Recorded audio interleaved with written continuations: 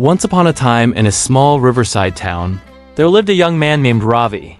He was gentle and kind, but painfully shy. Ravi loved music more than anything. He played the flute beautifully. His melodies could calm even the crying of a child. But he only played when no one was watching. Whenever people asked him to perform, he would blush, stutter, and run away. The thought of being judged made his heart race. And so, he hid his gift in silence. His father, a simple fisherman, often said, "Son, what use is a song that no one hears?" But Ravi only lowered his head and smiled sadly. Every year, the king held a grand festival where the best musicians performed. The winner was rewarded with gold and honor. Ravi's friends urged him to join. "You played better than all of them," they said. But fear whispered in his ear, "What if you make a mistake? What if they laugh?" And so, he never went. One day, while returning from the river, Ravi saw an old man sitting under a tree, playing a strange wooden flute. The music was simple, yet it touched his heart. When the tune ended, Ravi approached him shyly. "Sir," he said softly, "your music is beautiful." The old man smiled. "Then play something for me, young one." Ravi froze. I can't play in front of people." The old man chuckled. "Then play for the wind." The wind never judges. Ravi hesitated, then lifted his flute. As he played, the wind carried his notes over the water. When he finished, the old man said, "See?" The wind listened, and yet it didn't laugh.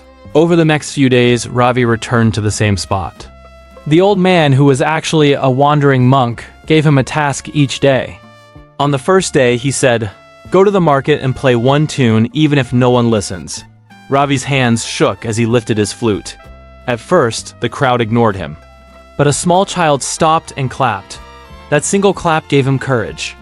On the second day, the monk said, "Teach 3 children a simple tune." Ravi protested. "I am not a teacher." The monk smiled. "You only need to share what you know." So Ravi taught them. Their laughter, their joy, it washed away his fear bit by bit. On the third day, the monk gave his hardest test. "Tomorrow is the king's festival," he said. "You must play there." Ravi trembled. "No, I can't." "The crowd, the king, I'll forget everything." The monk looked at him gently. Courage isn't the absence of fear, it's the decision to move despite it. Play for the wind as you always have. The next day, the festival began. The air buzzed with music and color. Ravi stood behind the stage, his flute heavy in his hand. When his name was called, he wanted to run, but then he felt a soft breeze.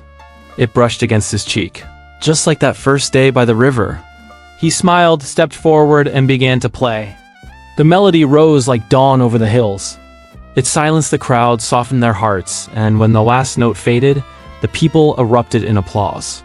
The king himself rose and said, "You have not only mastered the flute, you have mastered fear." After the festival, Ravi searched for the old monk, but he had disappeared, leaving only a small wooden flute and a note that said, "The wind was never your audience. It was your own soul, waiting to hear you speak."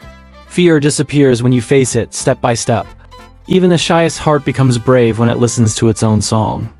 Confidence isn't built in one leap, it grows in every small act of courage.